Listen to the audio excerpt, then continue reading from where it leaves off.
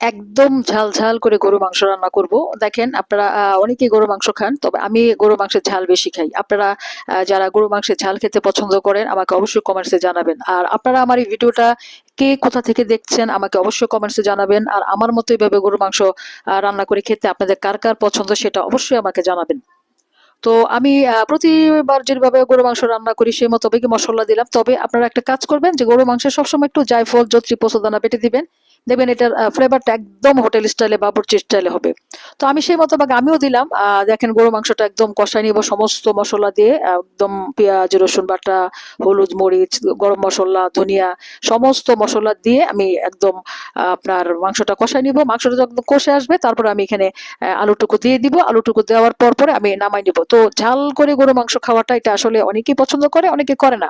তো যারা ঝাল করে গরু মাংস খেতে পছন্দ করেন আমাকে অবশ্যই একটা কমেন্টসে জানাবেন।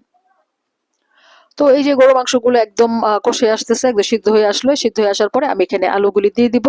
এবং আলু এবং গরু মাংস যখন একদম সিদ্ধ হয়ে আসবে তো অল্প ঝোল দিয়ে তারপরে এটাকে আরেকটু কষাবো, তারপরে ঝোল দিব। আমি আজকে গরু মাংস একটু ঝোল রাখবো, এটার একটা রিজন আছে ঝোলটা রাখার জন্য। তো অনেকে কষা মাংস খায়, অনেকে একটু ঝোল কম খায়, আমি আজকে একটু ঝোল বেশি দিয়ে রান্না করলাম। তো এই মোটামুটি মাংস হয়ে আসছে। তারপরে আমি এখানে জিরার গুঁড়া দিয়ে দিলাম। একদম জিরার গুঁড়াটা আপনারা নামানোর আগে দিবেন, তাহলে জিরার গুঁড়া যে একটা এক্সট্রা ফ্লেভার থাকে সেটা আপনারা খাবারে পাবেন।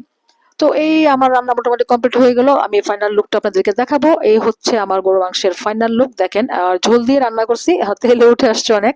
অনেক হয়তো বলবেন যে এত তেল, হ্যাঁ এটা নাড়লে তো পরে আবার তেলটা মিশেই যাবে। তো যারা দেখলেন তাদের অনেক ধন্যবাদ। আমার ভিডিও বাসার জন্য অনেক অনেক ধন্যবাদ।